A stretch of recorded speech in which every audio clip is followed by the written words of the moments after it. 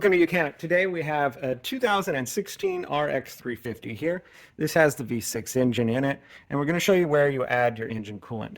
So you have your engine coolant reservoir here. This is the overflow reservoir tank, and we're just going to pop that cap and then be able to add some coolant up to the fill line. There's a full hot and a cold. There's some lines down here where you fill it. Now, if you need to add a lot more, we have our actual radiator here. So in case you drain the system because you were doing some work that you needed to drain that system, being replacing the radiator or a hose or anything like that, this is your direct fill point. This cap you do never remove when the vehicle is hot or the engine is hot. Hot steam or water can come out and can burn you. So when it's cool, you'll be able to remove this and take a look. Generally, if it's a good system, it should be right full there, and that's why we have our overflow.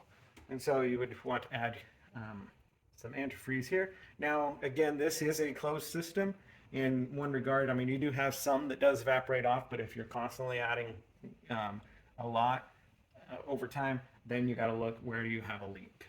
So if we need to add some fluid of our antifreeze, get the antifreeze that meets your model and spec, and then being able to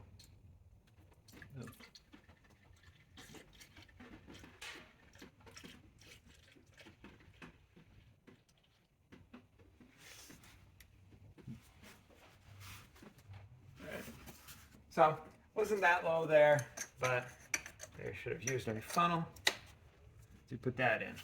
We'll spray that off. Now we want to make sure that our overflow reservoir is full to the full line.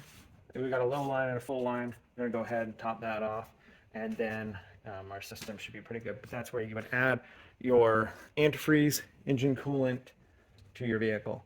The main one for the actual radiator itself, in case you need to put a lot in, or your overflow that will feed it when it needs it. Thanks for watching Mechanic, where you can be the